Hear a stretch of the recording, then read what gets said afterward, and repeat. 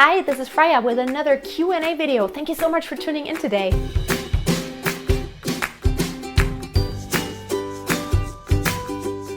Today's question comes from Sunnefa Lind. Hey, I don't know if you've done a video on this before, but how do I switch from chest voice to head voice? I don't seem to have a vocal break as I seem to transition seamlessly into what I think is head voice.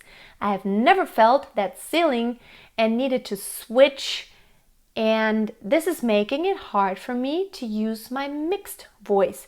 Then I've also heard that all those different registers are just confusing people and that we really just have one whole voice and then we can put it into different gears.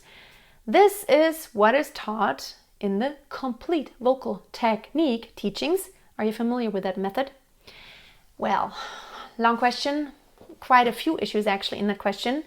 So let me try to give you an answer. First of all, I'm not familiar with that method, complete vocal technique. I'm not familiar with that. Is that like an online course?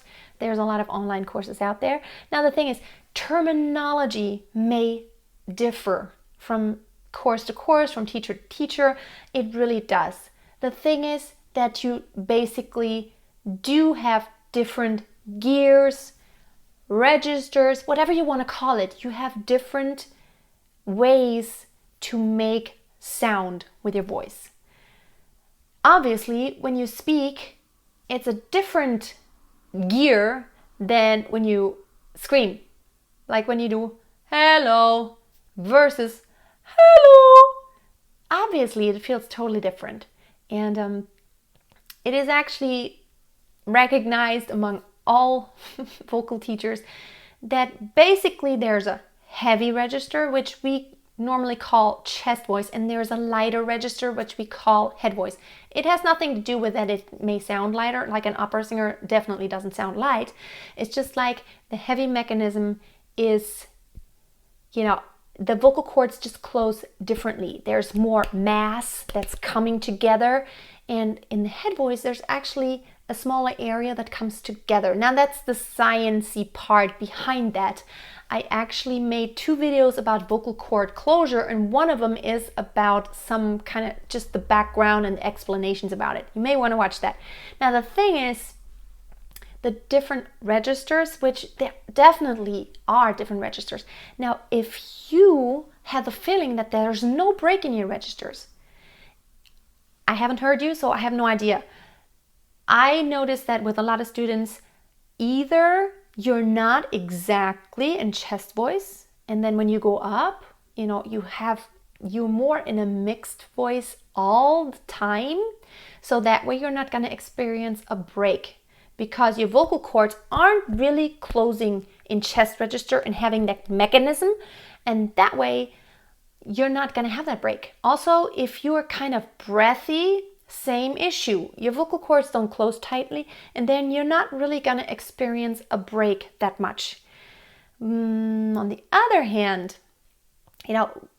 if you just don't sing that high to where you can actually get into real head voice. I don't know. I haven't heard you. I don't know I can't tell what the problem is. Like a doctor, diagnosing from afar. I'm just trying to give you the options. Like, what could it be? Most likely, I would think that you are not definitely in heavy chest voice, and then there's not this break into head voice.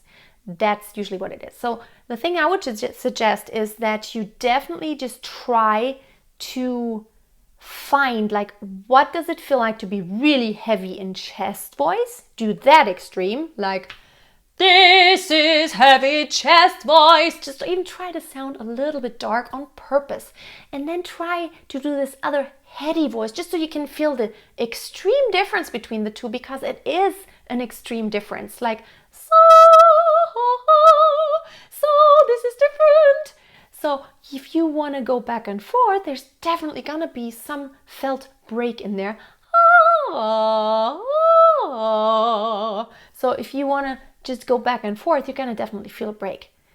And whenever you have the break, that's a great sign that you are actually in those different registers. And definitely there are different registers.